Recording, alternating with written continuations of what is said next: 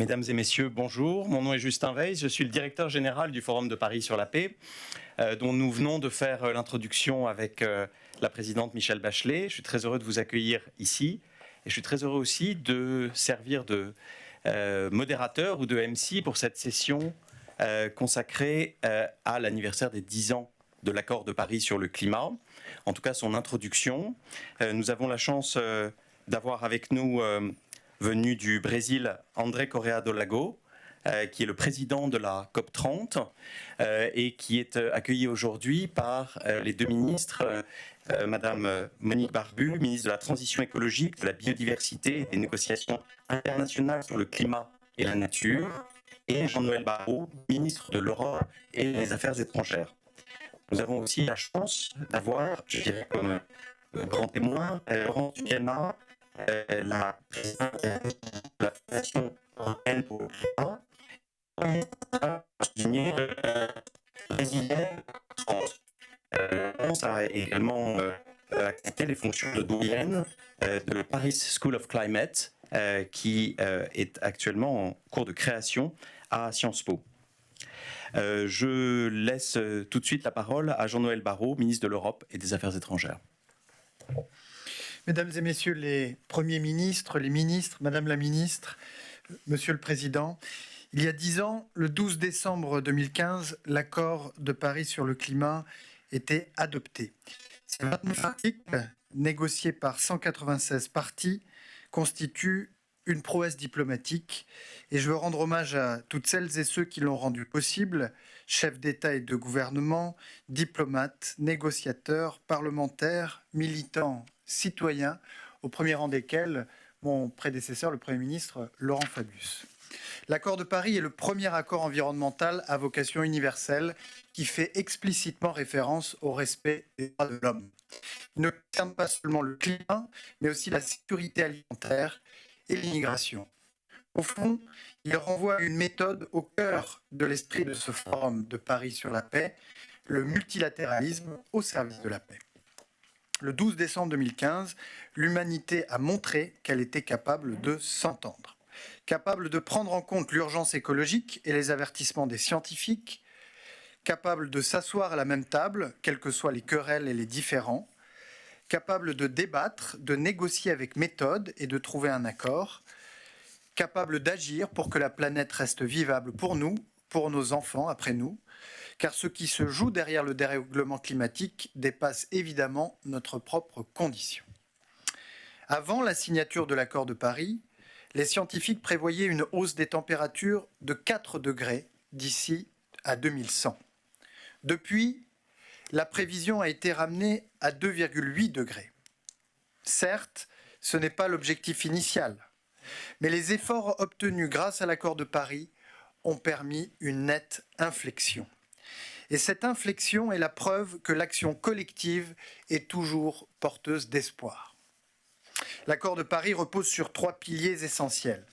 L'universalité, car pour la première fois, toutes les nations du monde ont pris des engagements en matière climatique. La solidarité, qui s'exprime à travers le soutien aux plus vulnérables face aux effets du changement climatique. Et la révision périodique de nos engagements afin de transformer les promesses en progrès concrets, tangibles et mesurables. C'est avec ce multilatéralisme créatif et exigeant que nous devons renouer. Aujourd'hui, la coopération internationale est contestée. Son efficacité est mise en doute. Pourtant, jamais les interdépendances n'ont été aussi visibles. Le climat, les pandémies, la biodiversité, la sécurité alimentaire, les défis posés par l'intelligence artificielle, aucun État ne peut les relever tout seul. La réponse à ces défis ne peut pas être de moins coopérer, mais de mieux coopérer. Et l'esprit de la COP21 doit inspirer le renouveau du système multilatéral, à l'image du Pacte pour la prospérité, les peuples et la planète, le 4P, lancé ici même en 2023. Le 4P redonne du sens à la solidarité internationale avec un message simple. Aucun pays ne devrait avoir à choisir entre la lutte contre la pauvreté et la protection de la planète. Mesdames et messieurs, certains disent que le multilatéralisme ne fonctionne plus. Ces dernières années ont prouvé le contraire. C'est le cadre mondial de Kunming-Montréal pour la biodiversité qui a fixé des cibles claires. C'est la conférence des Nations Unies sur l'océan que nous avons accueillie il y a quelques mois à Nice, plus grande manifestation jamais organisée pour la préservation de l'océan. À Nice, comme à Paris 10 ans plus tôt, c'est le multilatéralisme qui nous a permis d'avancer avec la ratification et l'entrée en vigueur du traité sur la haute mer. C'est dans cet esprit que nous avançons, Monsieur le Président, vers la COP30 de Belém, en portant haut l'idée de justice climatique, en défendant une diplomatie des biens communs, en soutenant une meilleure contribution du secteur aérien en faveur des transitions équitables. Et la France sera au rendez-vous. La décarbonation de notre économie, Madame la Ministre, avance à un rythme sans précédent et nous sommes parmi les premiers contributeurs à la finance climat en faveur des pays en développement. Nous faisons confiance à la science, une science libre et ouverte, dont nous avons besoin aujourd'hui plus que jamais. C'est pourquoi nous continuons à soutenir activement les travaux du GIEC, afin qu'ils restent au cœur de notre prise de décision collective, et la France accueillera, dans quelques semaines à Paris, les experts du 7e cycle d'évaluation du GIEC. Nous sommes aussi pleinement mobilisés pour lutter contre la désinformation, ce poison qui s'en prend à nos démocraties autant qu'à la planète, en répandant des fausses informations sur le climat et sur l'environnement. Le Premier ministre l'a dit lui-même, il est hors de question de baisser nos ambitions environnementales. Ces ambitions sont collectives.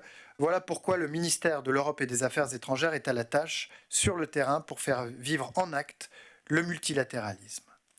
Ce sont des partenariats pour une transition énergétique juste que nous bâtissons en Afrique du Sud, en Indonésie, au Vietnam ou au Sénégal sous l'impulsion du président de la République. Ce sont des États insulaires que nous soutenons dans la gestion durable de leurs ressources naturelles. C'est la résilience des populations que nous accompagnons face aux catastrophes naturelles. C'est la diplomatie de l'eau, la nutrition, la prévention des risques climatiques. Sur tous ces enjeux, nous défendons nos engagements fidèles à l'esprit de l'accord de Paris. L'action est désormais notre boussole. Comme l'a rappelé le président de la République devant les Nations Unies, nous devons agir. Agir mieux, agir plus vite, agir ensemble.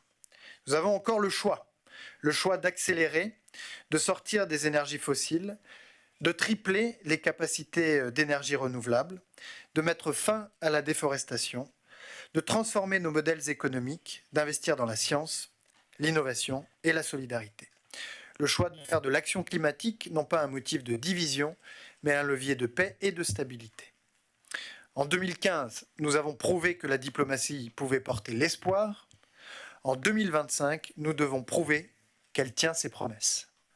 La France continuera à œuvrer avec humilité et détermination pour que le multilatéralisme reste une force d'action.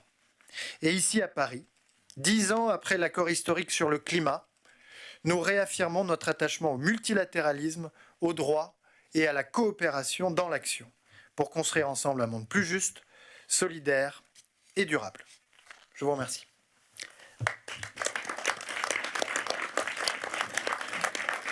Merci, Monsieur le Ministre. Pour continuer cette introduction de toute une journée de session sur les 10 ans de l'accord de Paris sur le climat, je donne maintenant la parole à la ministre Monique Barbu, ministre de la Transition écologique. Monsieur le Président, cher Laurent Fabius, Mesdames, Messieurs les ministres, cher Jean-Noël, Monsieur le Président de la COP30, cher André, cher Laurence. Je suis particulièrement heureuse d'être avec vous ce matin car, comme certains le savent ici, j'étais avant de devenir ministre l'envoyé spécial pour l'organisation de cet événement. Et donc, c'est avec une certaine saveur que je me retrouve dans la position où je suis. Et je dois d'abord remercier Delphine Hérault qui a vaillamment pris la suite après que je l'ai lâchement abandonné il y a quelques semaines. Il y a 10 ans, c'est vrai, la communauté internationale s'unissait à Paris autour d'un objectif commun qui était de préserver notre planète en limitant le réchauffement climatique à moins de 2 degrés, voire 1,5. Mais nous n'avions pas pris cet objectif, comme certains le pensent, tout à fait par hasard. Nous l'avions pris parce que la science nous disait qu'autrement, la planète ne serait plus vivable. Et c'est ça le premier volet de l'accord de Paris. C'est la première fois qu'une décision multilatérale était prise parce que la science le lui demandait.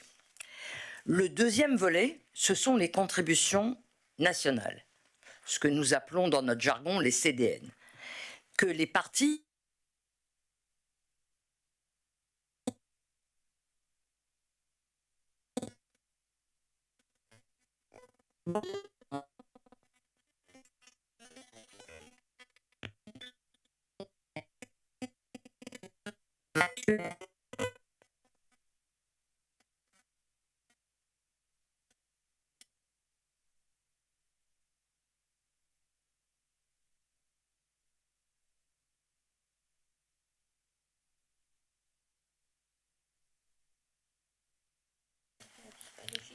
Allez-y, je pense. Ça marche? Bon. Donc, les CDN que nous devons actualiser tous les 5 ans, avec à chaque fois une ambition revue à la hausse. Et le troisième volet, c'est l'agenda des solutions, c'est-à-dire les coalitions d'acteurs autour d'un objectif.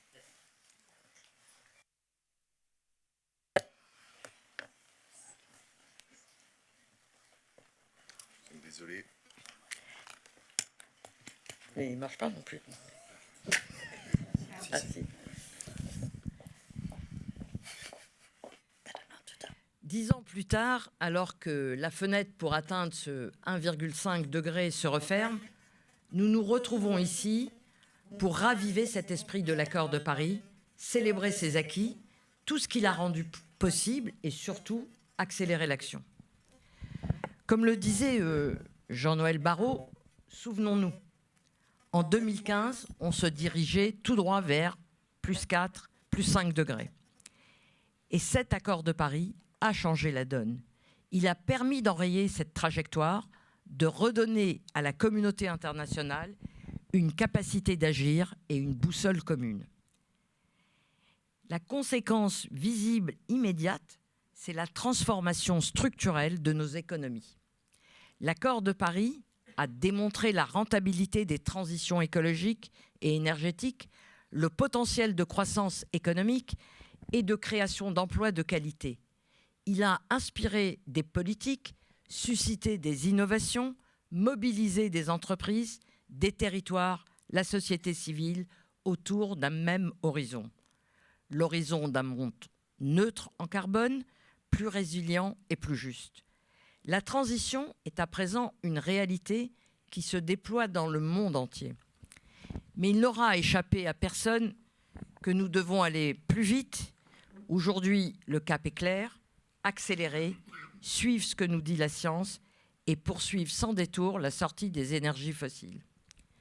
Dans moins de 2 semaines, la COP30 s'ouvrira à Belém, au cœur de l'Amazonie.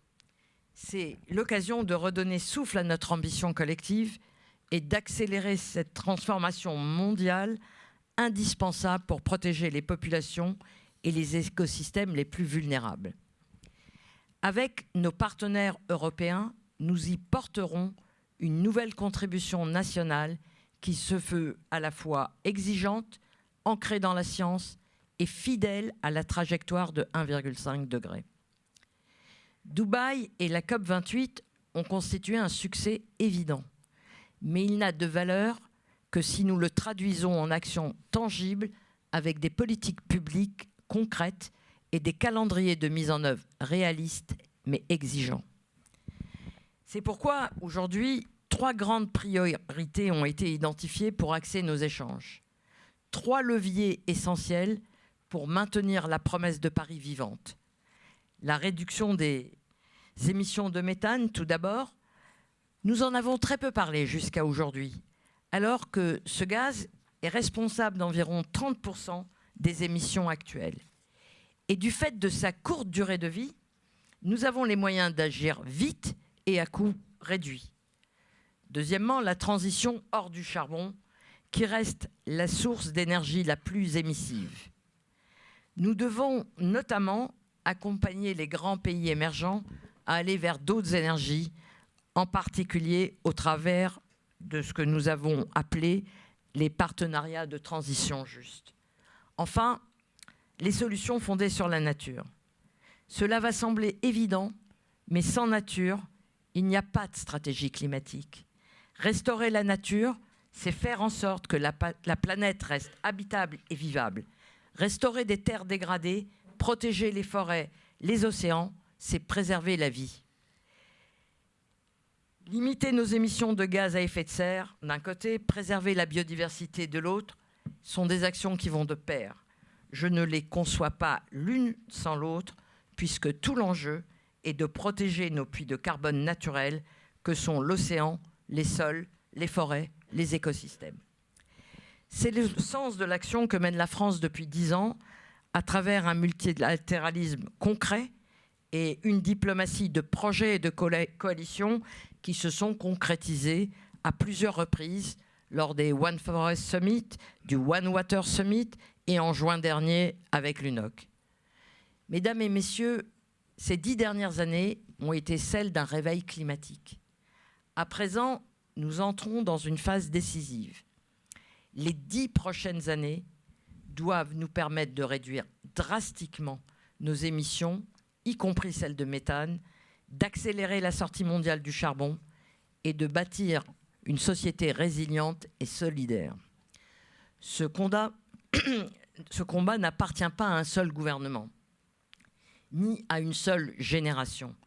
Il est global.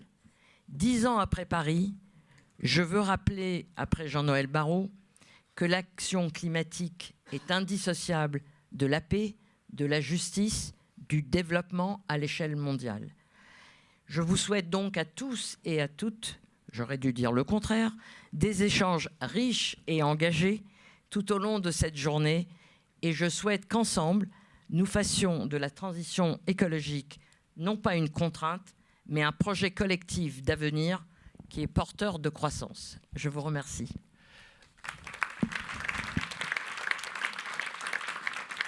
Merci Madame la Ministre. La parole est maintenant à l'ambassadeur André Correa do Lago, qui est le président de la COP30. Merci beaucoup. Bonjour à tous et à toutes. Tout d'abord, Madame la Ministre, c'est vraiment un plaisir d'être ensemble, Monsieur le Ministre, mais aussi d'être ensemble avec Laurent Fabius, qui préside le cercle de présidents de COP que la présidence brésilienne a créé pour préparer la COP 30 et M. Babayev, le président de la COP 29, est ici avec nous également. Et Laurence Tubiana, qui est l'envoyé spécial de la COP 30 pour l'Europe. Donc c'est vraiment dans ce contexte d'amitié que nous pouvons avoir cet événement aujourd'hui. Et évidemment, il y a des grandes attentes en ce qui concerne Belém, et je crois que le président Lula en est pleinement conscient. Et ce forum touche certains des sujets qui intéressent le plus le président Lula, et je crois qu'il associe de façon très claire le combat du réchauffement climatique avec les questions de paix, avec la question de justice, la question des inégalités, la question du développement et évidemment le renforcement du multilatéralisme qui pour lui est extrêmement important. Nous espérons à Belém avoir des résultats importants, non seulement dans la dimension de l'atténuation, qui est vraiment centrale, comme l'ont très bien dit les ministres, mais aussi une COP d'adaptation. Je crois que l'adaptation a été un peu, a toujours été un peu en second plan, et il faut absolument ramener l'adaptation à la position que l'adaptation doit avoir. La relation avec la nature, je crois, je suis très heureux d'entendre ces discours et d'accentuer la question des solutions fondées sur la nature. Je crois que nous aurons aussi des résultats intéressants de ce côté-là. Et finalement, de montrer des solutions. Parce que c'est une COP de mise en œuvre. Nous devons montrer qu'il y a des solutions, elles existent déjà, les technologies existent, nous avons les mandats, parce que nous avons déjà tellement de décisions prises dans le contexte de l'accord de Paris qui démontrent non seulement le succès de l'accord de Paris qui a déjà été évoqué ici, mais de cette structure que l'accord a créée et que nous devons utiliser. Et je crois que le public en général doit comprendre que nous avons un mandat, nous avons tous un mandat. Et évidemment, nous devons être guidés par la science. Et ce qui semble tellement évident, malheureusement aujourd'hui, doit être répété et on doit insister, mais la science vraiment doit être notre guide. Donc c'est avec plaisir que je vais écouter énormément de bons conseils pour Belém. C'est très bientôt, mais c'est jamais trop tard d'apprendre. Donc essayez de me guider. Je vous en remercie d'avance. Merci beaucoup, Monsieur le Président. Je rappelle qu'il y aura une session tout à l'heure avec le président de la COP 21, Laurent Fabius, ici présent, ainsi que les présidents des COP 22, 24 et 29. Je n'ai pas tous les noms en tête, mais vous les connaissez sûrement. Je suis très heureux pour clore cette séance d'introduction de donner la parole à Laurence Toubiana, qui est la présidente directrice générale de la Fondation européenne pour le climat, qui est surtout l'envoyé spécial de la présidence brésilienne, comme l'a rappelé le président André Correa do Lago. Je rappelle que Laurence Toubiana a été, avec Laurent Fabius, l'architecte de la COP 21 et que c'est largement à elle qu'on doit l'accord de Paris sur le climat. Laurence. Merci beaucoup, Justin. Madame la ministre, chère Monique, André Correa do Lago, cher André, qui a fait cette innovation considérable d'avoir une Européenne qui devient brésilienne par la magie de son intention. Et évidemment, cher Laurent Fabius, qui continue à lutter pour le climat, bien après ce qu'on a réussi à faire en 2015.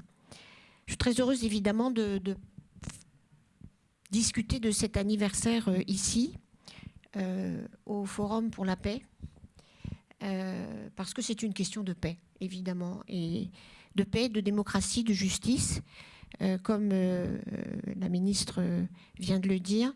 Et je crois qu'il faut se rappeler de ça, qu'on ne peut pas avoir d'action collective, en tout cas j'en suis persuadée, sans consolider nos démocraties. C'est un problème d'action collective.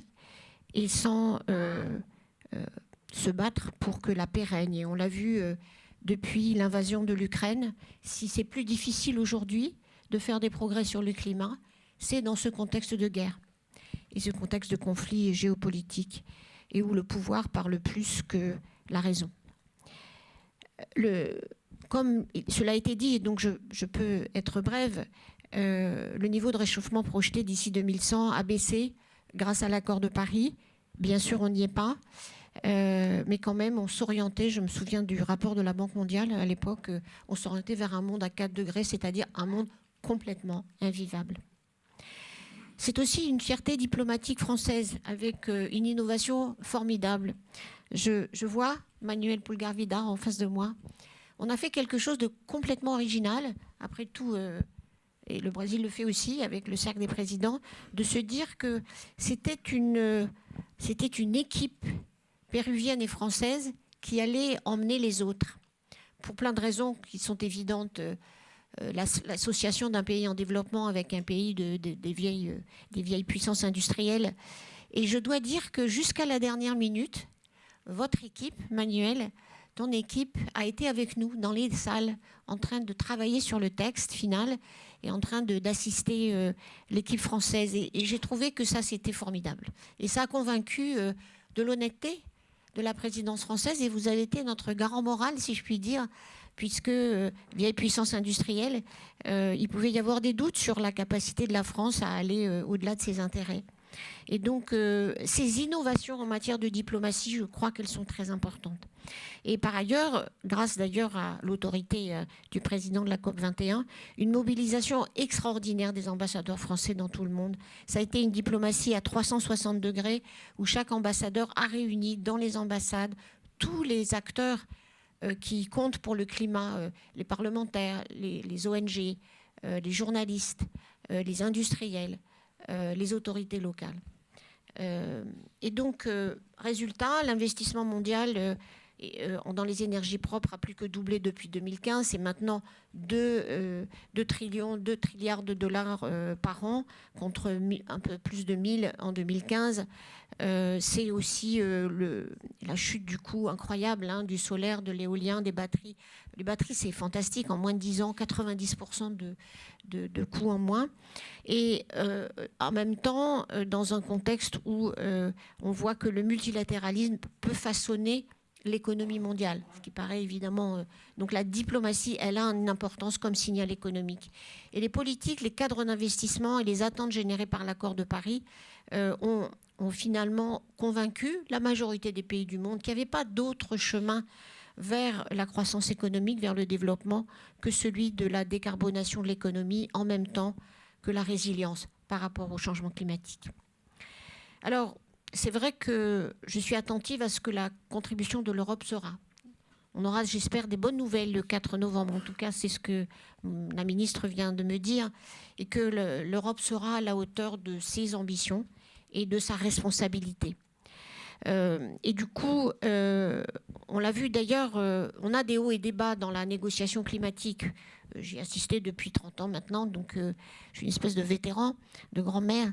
Et je me souviens de la dépression collective en 2009 après le sommet de Copenhague. Personne ne voulait plus en parler. Les ONG, les syndicats, les journalistes. Et pendant ce temps-là, en 2010, la Chine a décidé de se lancer à fond dans cette transition énergétique et de devenir l'outil industriel, la capacité technologique que nous voyons aujourd'hui.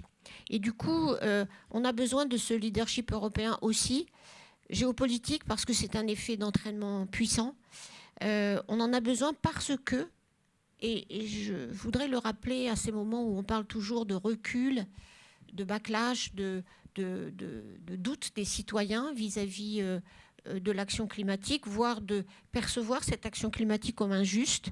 85% des citoyens européens, et c'est vrai avec évidemment des moindres niveaux, mais dans le monde entier, sont préoccupés par le changement climatique et veulent de l'action pour le changement climatique. C'est le chiffre de l'Eurobaromètre de 2025, donc c'est aujourd'hui, et je trouve que les gouvernements auraient intérêt à écouter leurs citoyens. Alors, qu'est-ce qu'il faut faire pour cette COP30 ? J'ai entendu le précédent Premier ministre Tony Blair parler de pragmatisme climatique, en disant qu'au fond, les degrés, on pourrait peut-être les renégocier. C'est pas sérieux. Comme Monique Barbu l'a dit, 1,5 degré, c'est pas une invention politique. C'est un constat qu'entre 1,5 degré et 2 degrés, il y a beaucoup de différences pour la qualité de vie, la survie même de notre collectivité mondiale. Et moins d'ambition, c'est moins d'action. C'est pas plus d'action. C'est mathématique. C'est aussi diplomatique. Si on a moins d'ambition, il n'y a aucune raison qu'on fasse l'effort qu'on a tant de peine à faire aujourd'hui. Donc on a besoin de mettre fin à notre dépendance aux énergies fossiles. Et les solutions sont connues. Elles sont moins chères maintenant, mais on a besoin de ce qui manque aujourd'hui sans doute de leadership et de courage politique. Alors il faut reconnaître qu'on n'y est pas, qu'il y a un gap et un manque dans ce qu'on a fait jusqu'ici. Et on va voir dans le prochain rapport qui a été publié hier par le secrétariat de la Convention climat, confirme quand même que les progrès sont en cours. Beaucoup de pays ont des actions climatiques et elles commencent à avoir de l'effet, mais ce n'est pas assez. Et l'inaction climatique, comme on le sait, a coûté cher. Juste les données de la revue Lancet ont montré qu'un demi-million de personnes ont succombé aux vagues de chaleur et que ce chiffre, évidemment, s'accroît chaque fois. Et en même temps, les catastrophes naturelles ont entraîné des pertes économiques considérables, qu'on n'arrive d'ailleurs pas vraiment à chiffrer, mais presque 400 milliards de dollars pour la 9e année consécutive par an, au-dessus de 300 milliards, et ce sont les assureurs qui donnent ces chiffres aujourd'hui. Alors, où est-ce qu'il faut attendre des avancées ? Dans la finance. La France, avec le Kenya, a lancé une task force que j'ai l'honneur de présider, d'en être le co-lead, sur l'idée qu'il fallait appliquer le principe pollueur-payeur pour qu'on trouve des nouvelles ressources publiques dans un moment où évidemment les budgets des États sont contraints. Et la France et le Kenya en particulier portent l'idée, avec l'Espagne et maintenant plus de 8 pays, j'espère que nous aurons une coalition plus importante à la COP30, pour dire que les passagers des vols internationaux en première classe, en classe affaires, et les utilisateurs de jets privés devaient contribuer aux problèmes qu'ils contribuent à générer.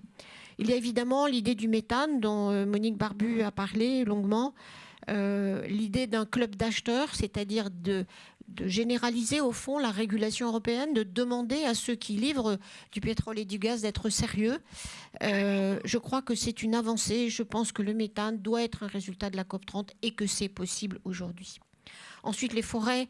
L'initiative du TFFF est une initiative extrêmement originale qui permet de comprendre comment on génère des revenus permanents, positifs, en associant investissement public et capital privé pour restaurer les terres, conserver les forêts dans toutes leurs dimensions dont on sait l'importance aujourd'hui pour lutter contre le changement climatique. Et puis l'accord de Paris, vous vous en souvenez peut-être pour ceux qui étaient là, comportait 4 piliers. Les contributions nationales, c'est-à-dire l'affirmation de la souveraineté nationale dans le modèle de développement à choisir, l'accord lui-même, les règles que chacun doit respecter. Et il y avait aussi l'idée qu'il fallait intégrer pour la première fois les autres acteurs dans le concert des nations, dans le concert des gouvernements, les acteurs locaux, les entreprises, mais aussi le pilier de la finance. Et ce sont ces 4 piliers de l'accord de Paris qui aujourd'hui peut-être demandent à être encore renforcés. Et c'est l'objectif de la présidence brésilienne, de transformer l'agenda de l'action dans un agenda vraiment de mise en œuvre de l'accord de Paris, avec une cohérence dans les annonces nombreuses, mais surtout leur réalisation et leur vérification. Il faut aujourd'hui que les acteurs locaux soient à la table de ce forum qu'il faut créer sans doute de mise en œuvre. Il faut que les entreprises qui font des annonces soient responsables de leurs annonces et qu'on puisse les vérifier. Il faut que la finance, enfin, malgré les reculs qu'on a observés sous la pression de la présidence américaine actuelle, regarde sérieusement ce qu'il faut faire sur le long terme et ne se soumette pas aux pressions à très court terme. Le secteur de l'assurance en particulier, dont nous parlions récemment avec André, il va avoir un rôle très important. Donc enfin, avec l'accord de Paris, on a eu un avant, mais on a eu un après. Il y a des cycles, il y a des hauts et des bas dans l'action climatique. Nous sommes certainement dans un moment très conflictuel, très difficile, parce que je dirais que l'économie du 19e siècle, elle essaye de se maintenir coûte que coûte. Et celle, bien sûr, aussi du 20e siècle. Donc il faut, à mon sens, et c'est le rôle de Belém, ça va être de lancer ce prochain cycle de l'ambition. Oui, c'est difficile, oui, c'est conflictuel, oui, nous avons un grand pays, un président, un vice-président qui voudraient voir la mort de l'accord de Paris. Ils le disent presque explicitement, sinon complètement explicitement. Et c'est pour ça qu'à Belém, le monde doit se rassembler et préparer ce nouveau cycle de l'ambition. Et je suis sûre que la présidence brésilienne est la mieux placée pour le relancer. Merci.